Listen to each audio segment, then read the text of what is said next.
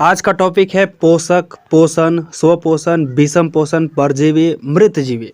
एकदम आसान भाषा में समझाऊंगा, तो चलिए शुरू से शुरू करते हैं। पोषक, न्यूट्रिशियस, कार्बोहाइड्रेट, प्रोटीन, वसा, विटामिन एवं खनिज लवण, ये सब का तो नाम आपने सुना ही होगा। ये है भोजन के घटक, और ये भोजन के घटक है तो इसे ही कहा जाता है पोषक तत्व।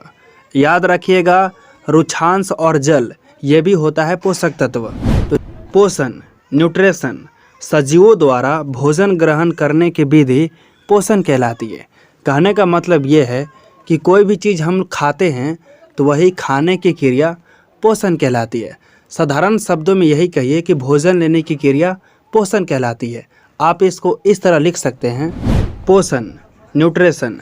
साधारण शब्दों में कहा जाए तो भोजन लेने की क्रिया पोषण कहलाती है, लेकिन वास्तव में भोजन का अंतर्ग्रहण, पाचन, अवशोषण, स्वांगीकरण, बहिष्करण की क्रियाओं की सम्मिलित रूप को पोषण कहते हैं।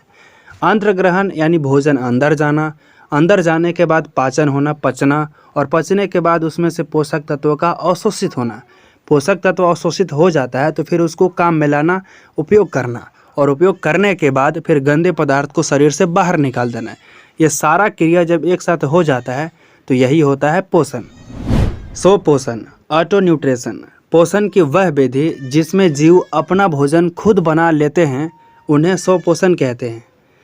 उदाहरण के लिए हरा पेड़ पौधा खुद भोजन बना लेते हैं। ये वायुमंडल से कार्बन डाइऑक्साइड लेते हैं और सूर्य के प्रकाश लेते हैं और भूमि के नीचे से लेते हैं जल और खनिज लवण। ये सब ले करके ये भोजन बना लेते हैं। इनको खाना और पानी देने की ज़रूरत नहीं है और इन्हीं को बोला जाता है स्वपोषी। ठीक है। विषम पोषण, हेटेरोन्यूट्रिशन।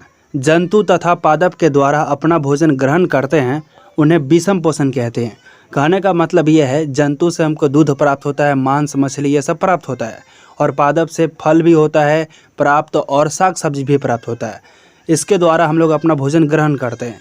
तो हम लोग क्या हैं? विषम पोषी हैं। ठीक है। जैसे में मानव हो गया, जानवर, पंछियों, कीड़े मकोड़े, कवक, जीवाणु, ये सब के सब क्या है? विषम पोषी। ठीक है। परजीवी, पैरासाइट। जो पादप अपने भोजन के लिए दूसरे जानदार पौधा पर निर्भर करता है उसे परजीवी कहते हैं। उदाहरण के लिए अमरबेल जो है एक जीवित पौधा पर निर्भर रहता है और उसका बनाया हुआ भोजन को ये खा लेता है और उसे धीरे धीरे सुखा डालता है। ठीक है। मृतजीवी, सैप्रोफाइट्स। जब पादप सड़े गले या मृत पौधे से अपना भोजन प्राप्त करता है उसे मृतजीवी कहते हैं। आसान शब्दों में आप कहिए तो जो सड़ा गला खाकर रहता हो उसे आप कहिएगा मृतजीवी। उदाहरण के लिए मशरूम ये सड़ा गला में ही उगता है। ठीक है। इसलिए मशरूम जो क्या है? मृतजीवी का उदाहरण है। ठीक है।